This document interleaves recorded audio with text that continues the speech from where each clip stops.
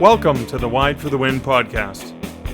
Our goal at Wide for the Win is to help authors grow publishing success across multiple platforms and formats through education, training, support, and community.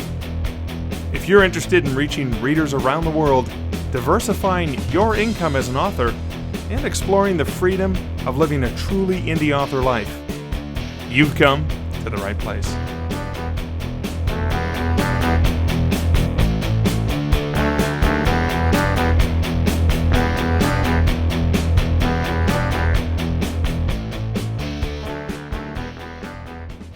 We're back with the white. We're back. I know we're back, baby. I feel like we should be playing some AC/DC music or something.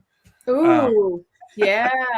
But then, of course, YouTube would take the audio out, or no, whatever. They wouldn't allow us to advertise. But I mean, we have a whole 15 subscribers on our new YouTube page. So if you're watching this now and you have not subscribed, please like, comment, subscribe, and hi to those of you who are watching live. Hi to everyone who's not watching live too. We still want to say hi to you. Yeah. My name's Mark Leslie Lefebvre. I'm with Susie O'Connell and Paul Austin Ardoin, and we are here with what are we doing today? What is the actual topic besides we're back, baby? 5 reasons to publish wide, which is sort of the heart and soul of Wide for the Win, wouldn't you say? Yeah, absolutely. Yes. Because so who doesn't love the why? Yeah. Why are we doing this? Who wants to go first? Who wants to Do we want to do that first, or do we want to reintroduce what's coming with the podcast first? Oh, that's a great idea, Susie. So we could just let people know we're back, and we're not just back just hanging out. We're back with the real. I mean, I have the 2-page plan that we were looking at earlier today. Yeah, hit us with what's coming up, Susie. Yes. All right. So we're going a slightly different format. We're going to shorten it down from an hour, which we used to do, to 30 minutes to make it a little bit more digestible. We're going to keep our topics a lot more focused. So very specific strategies. Like today, we're going five reasons to publish wide, to make it so it's not so much a fire hose of information. And for people like me who have ADHD, we can actually sit through the whole thing and not just wander off. You know, we'll find one piece of information that we hear that's, oh, I love this, and then go off like I do. We're also going to be doing a lot more author interviews, and not just with your top earning, 6 and 7 figure authors, but mid-listers, and also with authors who are just starting out. Because I think, so many of our community members are just starting wide. I think it'd be a lot more helpful for them to get information from people who are, maybe one step ahead of them in their journey instead of 35 steps ahead in the journey. So or even 32. I mean, 32 steps ahead is still really far 42. ahead. Yeah. Hitchhiker's Guide to the Galaxy, 42. The answer to life, the universe, and everything. And everything, yeah. So our hope is to really make this more digestible, quicker sound bites, more implementable information or actionable information that you can implement today. Kind of a deal. Or if you're, like today's topic, 5 reasons to publish wide. If you're on the fence about publishing wide, well, here's 5 reasons why it's a good idea and why you should. We've also got something else I think at least the board members are really excited about we're going to be doing. We're going to give it a try for a couple of episodes at least. We'll see how it goes. Make My Book Better, in which we are going to workshop somebody's book live on air. So we'll bring in the first episode. We're just going to do it with board members who have experience with the genre. And I design covers. And so I can, provide that insight. But for future episodes of that, we'd love to bring in other cover designers, blurb writers, editors. We'd also like to do some interviews with other service providers in the author sphere. So PAs and VAs, editors, working with cover designers, that kind of thing. So a lot more well planned out topics, much more specific topics. So if you're looking through our list of, episodes, you can go, oh, hey, cool. I really want to hear this person coming up who's going to talk about how to succeed by publishing slow and steady as opposed to fast and furious. A little bit more easy to find find the information you're looking for, I guess. One of the best ways I can think of saying. I'm excited. We've got the next 6 months planned out already of episodes. So we're raring to go here. All right, cool, awesome. So do we want to first list them, or do we want to just say the topic and then we'll launch into that's one of the reasons? I think we just say the topic and then launch in the reason. What do you guys think? Sounds Yeah, good. Now, works should for we me. pick on Bradley first? Yeah, let's pick on Bradley. Bradley wasn't able to make it live because he's how many hours ahead of us? He's But in he the was. Netherlands. Yeah. Yeah, he's in the Netherlands, so he was very generous and actually pre-recorded his. So yeah, I'd say go ahead and launch and let's pick on Bradley All right. first. And we said, Bradley, it's got to be 5. If you widen 5, widen 5. 5, yeah. Here he is. Wide in 5. 5 minutes for a wide little bit of fun. Ready? Here we go. Global, total international reach. That's what I'm talking about right now. Hey, I'm Bradley Charbonneau. I'm originally American. I now have a Dutch passport. And I live in the Netherlands. I live in Europe. And the reason that I want to talk to you for less than 5 minutes here about going wide is the pure international aspect. Based on a conversation I had yesterday with a woman where she said, we were talking about audiobooks, and she said, oh yeah, well, I use Storytel. And I said, oh, and of course I'm pushing the topic. I'm like, oh, not Audible? And she said, what? I said, it's part of Amazon. She's like, no. She uses Storytel. Because Storytel, I think it's Swedish. I'm not sure. I'm pretty sure it's European. But in any case, like, for example, they have a fantastic deal where you pay one payment and you have unlimited downloads and listens. What a concept, right? So especially, I'm a nonfiction author. I tend to have shorter books.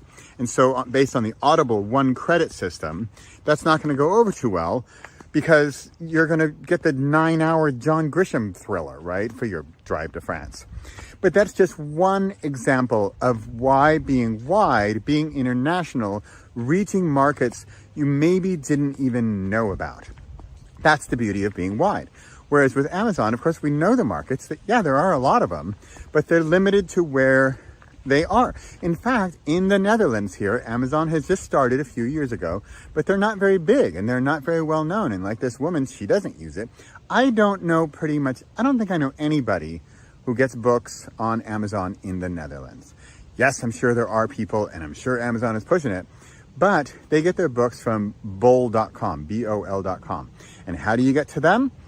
I'm pretty sure it's either through Kobo or Drafted Digital. I think it's Kobo. And they have a relationship with Bol. Now, here are two companies, if you're not wide, maybe you didn't even know about, right? Kobo and Bol.com. You're like, what is Bol.com? Bol.com is the default bookstore in the Netherlands. And there's 18 million people here. A lot of them speak English. And remember, I'm just one guy in one non-American or English language as a first language speaking country example here. And this is an example of, come on, Peps. I'm in my office here and I've got some visitors. Pepper, get out of the middle of the road. Pepper, uit de weg. Pepper, uit de midden van de weg. Hij gaat niet uit de midden van de weg. Yeah. All right, I'm giving you live action. You know what? I'm not even going to edit this because those were non-English speaking people. And that's another interesting element of completely going wide, is reaching English speaking. They do speak English. And in fact, a lot of Dutch people buy English language books. In fact, the woman yesterday, her thing, she said, I remember, I'm a nonfiction guy. She said, I really prefer it. My favorite is when the nonfiction book is read by the author in their original language. So think about this, especially if you're non-English, to make sure that you are in countries where that's the native tongue. So Spain or Mexico or South America or anywhere else in the world, Germany in the German-speaking countries or French in French-speaking countries. And remember, it's not just the countries, but all of their, past conquerors of colonies, former colonies, right? So not just one country and one company like Amazon in the US. Now, remember, I'm American. That's where I grew up. That's what I know. Amazon was everything when I lived there. That's where you order your stuff and your junk and your books and your Kindle. Yeah, I have a Kindle, but I also have a Kobo reader now. And so remember that there is going to be people who don't just buy on the big river. They want to be elsewhere in the world. And they are, so the question is, are you? Are you international? And how international are you? And are you reaching markets that Amazon doesn't reach? like Kobo, like Storytel, like these companies. Kobo Plus is now in the Benelux. Benelux is Belgium, Netherlands, Luxembourg, right? And Kobo Plus is there. I think it started there. So I'm almost up to my 5 minutes. We got wide in 5. I'm Bradley Shrubino. I hope this was helpful to help you understand the international impact of going beyond your borders. Thanks for watching. So handy. It was very handy, and I think you just stole about half of my talking points. Oh, it's okay. It's okay for us to overlap It because is. one of the things I've learned is that it's important, like as you're constantly learning, I've been in the industry over 30 years, is sometimes you have to hear something 4 or 5 times before you actually start paying attention and pick it up. So yeah, speaking of Bradley stealing some of my points, if you guys don't mind, I'll take the next one. Of course. Because it kind of, flows very nicely into. So my top reason for publishing wide is reaching a wider reader base. As Bradley pointed out, Amazon is not everywhere. And along those lines, not everybody reads on Amazon. Not everybody reads on Kindle. Not everybody buys their paperbacks from Kindle. I personally, if I'm reading ebooks, I actually tend to read them on my smartphone, my iPhone. I like Apple Books. Or I also like the Nook app better than Kindle's app. I like the Kobo app better than Kindle's app. So I tend to read on those as well. The other thing is yes, Amazon is a large chunk of even the American audience. I've seen some people estimate 80%. I don't think it's anywhere near that high. It could be. I'm not entirely sure, of course. But anyhow, wider reader base. I love reading on things. I've had people reach out to me that say they're so glad that they were able to find my books on Kobo or Apple or Barnes & Noble or Google Play. I want to get my books in front of as many people as I possibly can, because that's more sales for me. It's more people reading my books. It's me being able to live my dream of being a published author, because there's more readers out there that I can reach on these other platforms. And like Bradley pointed out, Amazon is not the big dog in a lot of countries around the world. So yeah, I want to reach more countries around the world as well, not just the US, not just the English-speaking countries. And another market besides the Netherlands that has a very large English-speaking population is Germany. Germans love English books. And I took 4 years of German in high school, and I was really fascinated by our exchange students who preferred to read in English because it helped them improve their English. It's reaching readers where they want to read is another big point of this.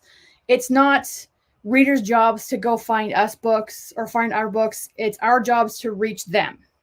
We are providing them with a service, whether it's nonfiction, you're informing them, or it's fiction and you're entertaining them.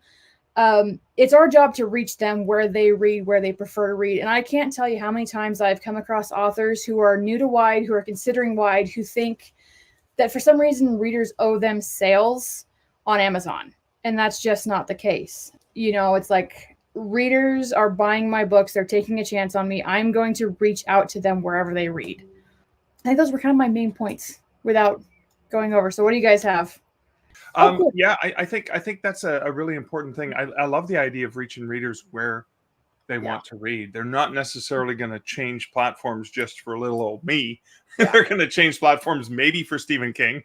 I remember, Stephen King was doing early technology stuff. It'd be like, yeah, okay, I'll do this just because I need to get a Stephen King story. But last time I checked, I'm nowhere near that level of fame. Yeah, so most authors aren't.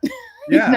And I am in Canada, and I do read on Kobo, so that's my default reader of choice. Yep. And even looking for audio platforms, I actually listen to audio on multiple platforms as well. Not Kobo.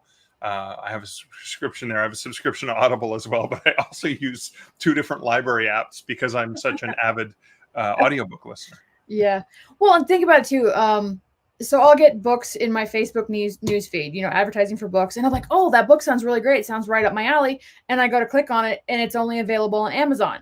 I don't have a Kindle. Yes, I have the Kindle app. I'm not a big fan of the Kindle app. It's a little better now than it was, but it used to be kind of clunky and just, I don't know. I didn't like the interface. Right. So I preferred not. How many readers out there are you losing if you're not wide?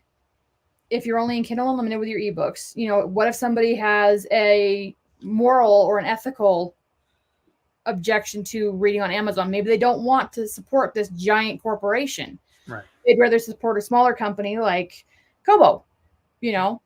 Fair enough. How Or about reaching them? they own a Nook and they want to be able to get their stuff on that device. Yep. Or Dan Wood from Draft to Digital, for example, he reads everything on Apple. He's an Apple guy, Mhm.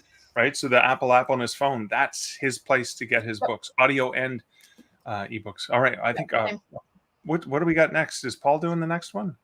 Yeah, I can do the next one for sure. So I think one of the greatest reasons to go wide is that you're not dependent on a single retailer. You know, I think all of us at some point have dealt with technology at a point where something has gone down and our life has been bad for 24 to 48 hours or longer because of it. Susie, you were having internet problems earlier. You know, when your IT goes down in your house, it's a problem, and big retailers are not immune to this either. Amazon part of their whole conglomerate is they've got a subsidiary called Amazon Web Services, and AWS goes down from time to time, and when it does, you can't purchase anything on through the Kindle app sometimes, and when you don't have that available to you as an author, it can be crippling sometimes. We are also probably familiar with Amazon's rules and regulations about what you need to do as an author to be exclusive to Amazon and to be able to be in Kindle Unlimited. You aren't able to do things like sell your books on your own web store. You can't, in some cases, start Kickstarter campaigns with certain books. Maybe you can't give your books away for free if you want to. And I think we've all heard stories, at least anecdotally, from authors who have been tagged by Amazon as breaking the rules when they haven't. There was, especially a few years ago, there was a whole thing about Kindle stuffing, about companies tricking the system into, or authors tricking the system into getting page reads when there really wasn't any content on those pages. Well, Amazon, as they should have, cracked down on this, but there were a lot of innocent indie authors caught in the crossfire of that. And if you're kicked off of a platform, especially when you're in that exclusivity, where there are a whole lot of rules and regulations that are crucial to you following if your livelihood depends on writing, I just could not bring myself to be exclusive to a single retailer. And you know, we're picking on Amazon, but if any other e-retailer had similar rules about being exclusive with them, I would have the same concerns. What happens if your systems go down? What happens if you think I've broken a rule and I haven't? So, you know, for a lot of reasons, that's one of my biggest examples of why I chose to go wide. Yeah, that's a really great point about not just Amazon. Little tiny bit of blip of news coming out of Apple that their books app and their bookstore is not a super high priority. No, they're not saying they're going to keep it open. They're not saying they're going to shut it down. But what happens if they do? You know, if you're wide. And a piece of news that I heard for Apple Books is that if you want to sell through the Apple bookstore in the European Union, they are now requiring a phone number and a physical address for you as the author. And if you don't have a post office box, or if you don't have a rental box from your local UPS store or Via Box or something like that, people don't want to have their address and phone number out on the internet for everybody to see. And it's not always convenient or viable for people to get a PO box or a Google phone number or something like that. And it's certainly, even if it is viable, it's a pain to do. Yeah, it is. Just have to pop up. We have Kristen says hello, widely. Happy to see a live stream again. Great Yay! to have you there. Thanks for the comment. Comments help. Comments help Yeah. because it just tells the algorithms at YouTube to show it to more people. Mhm. I think what you guys were talking about is a perfect segue into one of the things that was really important to me, and that is multiple paydays from Yeah. multiple sources. And this is an important thing to me, and it has always been an important thing to me, is multiple sources of income. And it sounds like we're bashing a particular retailer. We're not. I do make a significant chunk of money from Amazon, but I don't make all my money from Amazon. I get a wonderful, relatively consistent payday every month from Amazon towards the end of the month, but I also get paid from different retailers at different times. I get paid from my direct sales usually within 24 hours after the sale gets processed. It goes right into my bank account, which is fantastic. My version of wide's a little bit wider than just thinking about ebooks and digital and stuff like that. I do get royalty statements. I do get advances from traditional publishers. So I've broadened my version of wide to even beyond just thinking about ebooks and Amazon exclusivity. For example, I was just talking to Susie and Paul before we went live about getting some banners delivered from Vistaprint because I'm going to be doing some in-person events this weekend. And those in-person events are another source of income. Yeah, it requires a bit more of an investment, like the banners and the tablecloths and stuff like that I purchase, and even the stock that I have to pre-purchase.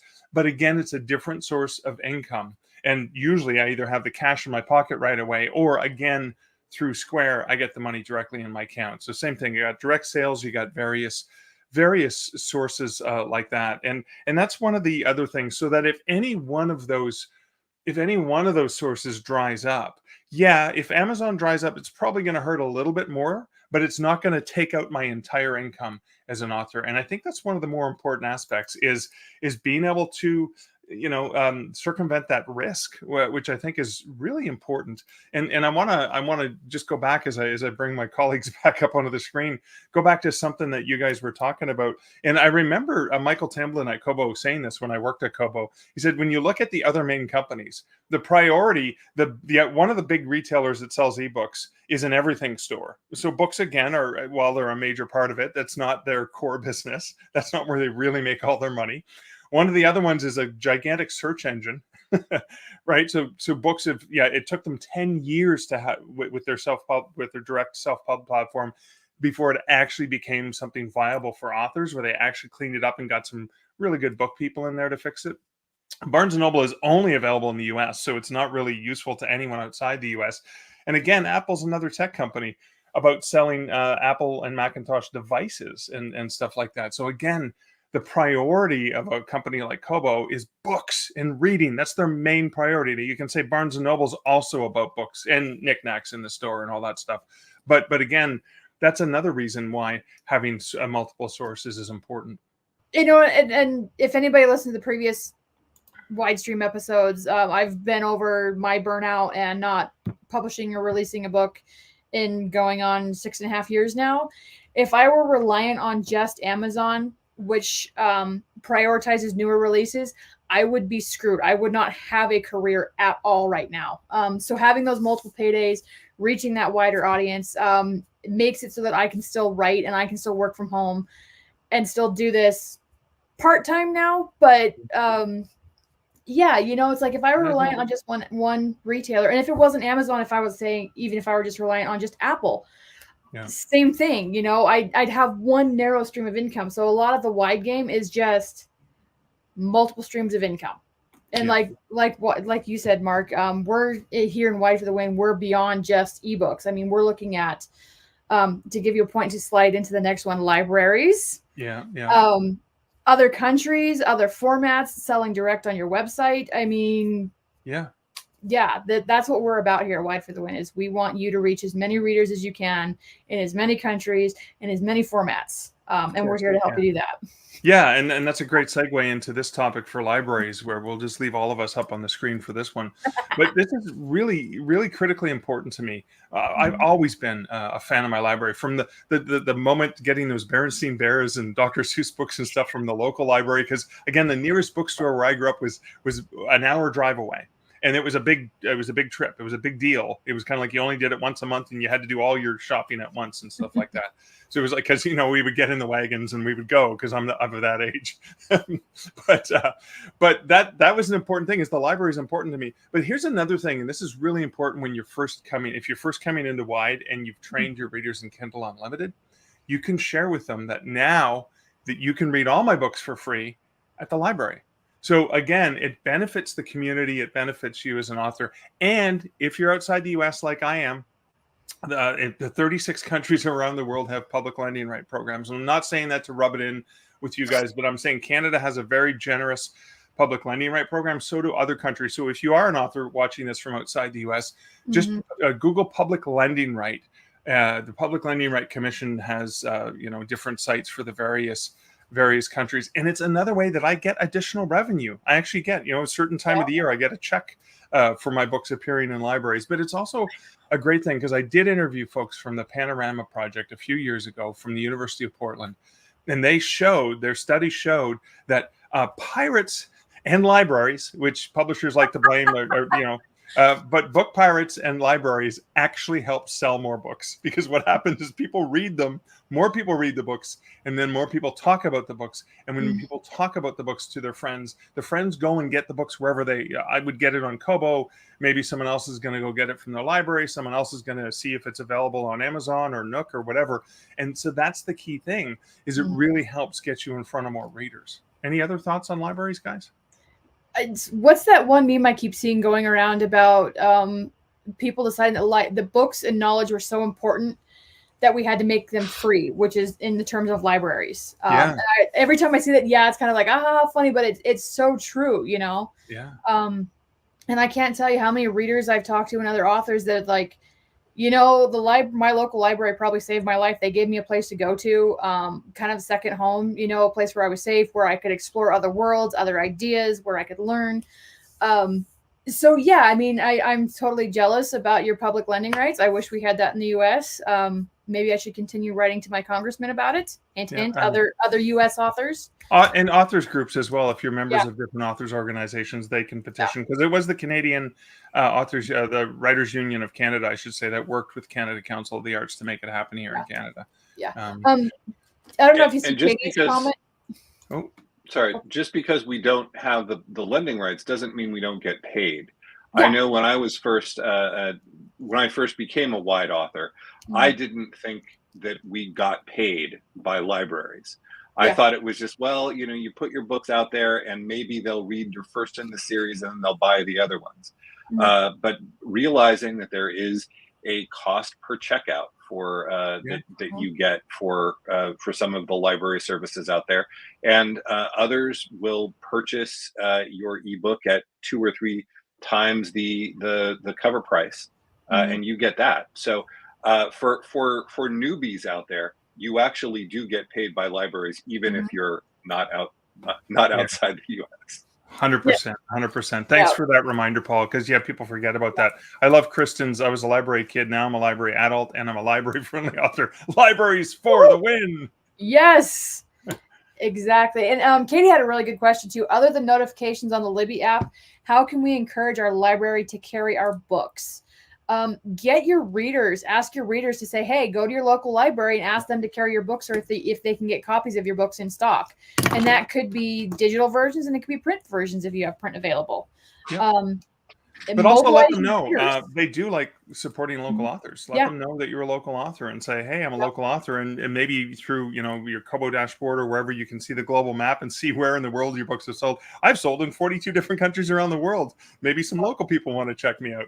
Libraries do love working with you. And they're so easy to get. You can say, it's available through Overdrive or Hoopla or Baker and Taylor or all the various library applications like that. Yep. And you, as an author, you can request that your book be put in the library as well. All you need is a library card in a lot of situations, and in some cities, you don't even need that. So, I used to live in California, but nowhere near LA, and my books are in the LA County Library System because I requested that they be put in there, and I got a couple of my friends who live in LA to do the same. Awesome. And looks like Kristen's done the same thing with her socials and emails, the street team members. The Mhm. libraries don't always say yes, but you never know. Sometimes they will, right? Exactly. The answer is always no if you don't ask.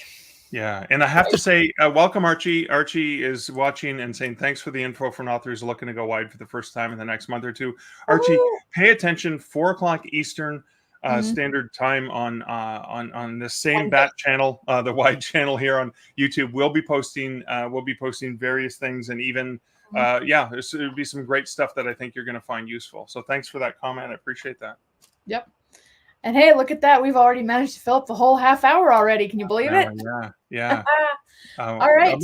Thank you guys. Thanks everyone for the comments. Thank You guys as well. This will be going out in the audio only feed for the Wide for the Win podcast, which Bradley has helped set up and establish, and we'll be posting links to that, of course, over in the comments here, as well as in the YouTube channel and the Facebook channel, and in the Wide for the Win Circle group, of course.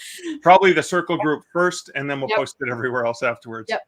And what do we have coming up next week is how to get the most out of live in-person conferences, right? Yeah, as many of us are going to be at Author Nation coming up in November, we want to say, okay, oh wait, a bunch of us are introverts. How are we going to do this? So we have a great chat about how to make the most of in-person events. Thanks, guys. Appreciate it. All right. Yeah. Yeah. All right, Whitelings. We'll see you next week. Whitelings out.